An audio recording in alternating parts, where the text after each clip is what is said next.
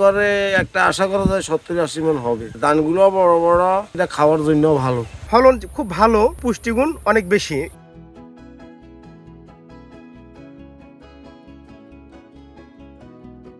নোয়াখালীর চরাঞ্চলে বাংলাদেশ ধান গবেষণা ইনস্টিটিউট উদ্ভাবিত উফশি জাতের বোরো ধানের বীজ সংরক্ষণ ও বাজারজাতে আগ্রহী হচ্ছে কৃষকরা। এ বছরই প্রথমবারের মতো কৃষক পর্যায়ে বীজ সংরক্ষণ ও তা বাজারজাতকরণ শুরু হয়। সরকারের বীজ প্রত্যয়ন এজেন্সির সার্বিক তত্ত্বাবধানে পল্লী কর্মসহায়ক ফাউন্ডেশনের অর্থায়নে কৃষকদের বীজ, প্রশিক্ষণ ও উপকরণ দিয়ে উদ্বুদ্ধ করছে সাগরিকা। এতে সাড়াও মিলেছে বেশ। হাইব্রিড নির্ভরতা কমানোর পাশাপাশি দেশীয় জাতকে সম্প্রসারণ করতে ভূমিকা পালন করবে নানা পুষ্টিগুণ সমৃদ্ধ ব্রি উদ্ভাবিত এসব জাত। 1 একর জমিতে ব্রি ধান 74 জাতের বোরো আবাদ করেছেন কৃষক মধু মিয়া। বীজ, সারসহ খরচ হয়েছে 32,000 টাকা।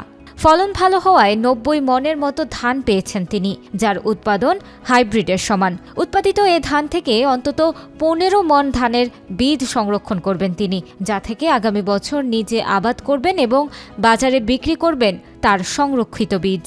আমি তো 74 ধান আর কখনো করি নাই, এবারে সাগরিকার মাধ্যমে 74 বীজ এনেছি। এবারে করছি 1 একর। একরে একটা আশা করা যায় 70-80 মণ হবে। আর ধানগুলো বড় বড়, আর মানুষ বলতেছে এটা খাওয়ার জন্য ভালো।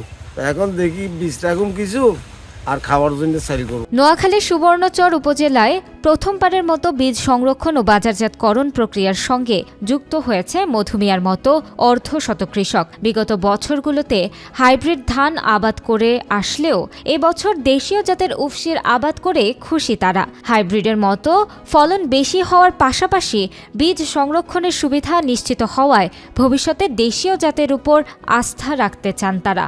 এবার আমরা যে বীজ করছি 74 ধান, আমরা নিজেরাও বীজ রাখবো, আর বীজ রাখার জন্য আমার ট্রেডিংও দিছি।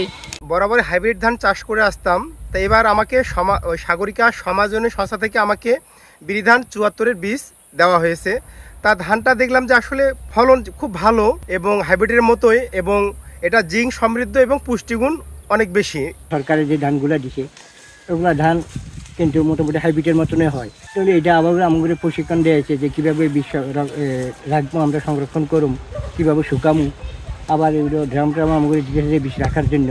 বীজ সংরক্ষণ ও বাজারজাতকরণে সহায়তাকারী কর্তৃপক্ষ বলছে, পরীক্ষামূলক আবাদে দারুণ ফলন হয়েছে নতুন এসব জাতে। চলতি বছর অন্তত 10 টন বোরো ধানের বীজ সংরক্ষণের লক্ষ্যমাত্রা রয়েছে তাদের, যা স্বল্প মূল্যে স্থানীয় কৃষকদের মাঝে ছড়িয়ে দিতে উদ্যোগ নিয়েছে তারা। ব্রি ধান 74, ব্রি ধান 92, ব্রি ধান 102 এরকম 3টা মেগা ভ্যারাইটি নিয়ে যে ব্রিডার সিড থেকে ভিত্তি বীজ উৎপাদনের কার্যক্রম হাতে নিয়েছি। এই জন্য আমরা কৃষককে প্রশিক্ষণ দিয়েছি। এরকম আমাদের 40 থেকে 50 জন কৃষক রয়েছে, যাদেরকে আমরা হাতে কলমে একেবারে কিভাবে বীজ উৎপাদন করা যায় সেটা আমরা শিখিয়েছি এবং মাঠে সেটা বাস্তবায়নও করেছি। বাংলাদেশ ধান গবেষণা ইনস্টিটিউট কর্তৃপক্ষ বলছে, অতীতে ফলনের দিকে নজর রেখে উফশি জাত উদ্ভাবিত হলেও সর্বশেষ উদ্ভাবিত ব্রি ধান 74, 92, 100, 101, 102, 104, 105 ও 107 জাতের এসব বীজ বেশি ফলনের পাশাপাশি রোগ প্রতিরোধী ও যুক্ত হয়েছে নানা পুষ্টিগুণ। ধানের চাল খেতে পারবে ডায়াবেটিক রোগীরাও। দেশজুড়ে কৃষকদের মাঝে এসব বীজ সম্প্রসারণ করা গেলে পুষ্টি নিশ্চিত হবে মানবদেহের। এখন বর্তমানে যেহেতু পুষ্টি নিরাপত্তার কথা বলা হচ্ছে, সেই জন্য আমাদের বিভিন্ন পুষ্টিগুণ সমৃদ্ধ ধানের জাতগুলো আবিষ্কার করা হচ্ছে। এই সমস্ত জাতে আয়রন আছে, জিঙ্ক আছে এবং উচ্চমাত্রার প্রোটিন আছে, যেগুলো আমরা মাছ মাংস থেকে পেয়ে থাকি। কৃষকরা কিন্তু এই ভাতের মাধ্যমেও প্রোটিন পেতে পারে, মাছ মাংস না খেয়েও। এই জন্য কৃষকরা এই জাতগুলি চাষ করবে। রাষ্ট্রীয় প্রতিষ্ঠান ব্রি উদ্ভাবিত উফশি নতুন জাতের এসব বীজ ছড়িয়ে দিতে মাঠ দিবস সহ কৃষকদের প্রশিক্ষণ, বীজ সংরক্ষণে কাজ করছে বলে জানান কৃষি সম্প্রসারণ। কমিউনিটি বীজ উৎপাদন নামে ওই প্রকল্পগুলো দেওয়া হচ্ছে। কমিউনিটি মানে ওই তারা এলাকা ভেদে এটা উৎপাদন করবে এবং বীজ সংরক্ষণ করবে, এবং বীজ সংরক্ষণের জন্য আমরা ড্রামও দিয়েছি। এবং কৃষক যাতে বিক্রি করতে পারে সেই ক্ষেত্রে বীজ সংরক্ষণের যে ক্রাইটেরিয়া সেটা আমাদের মাঠ পর্যায়ের কর্মকর্তাগণ কৃষকদের সেবা দিয়ে যাচ্ছে। আমরাও যে কোনো ফোরামে গেলে যখন উপজেলায় যাই আমরা এই ব্যাপারে কৃষকদের সচেতন করি। দেশীয় উফশী বীজে নির্ভরতা বাড়াতে কৃষকদের উদ্বুদ্ধকরণের পাশাপাশি সর্বোচ্চ প্রণোদনা নিশ্চিতের দাবি কৃষক ও কৃষিবিদদের।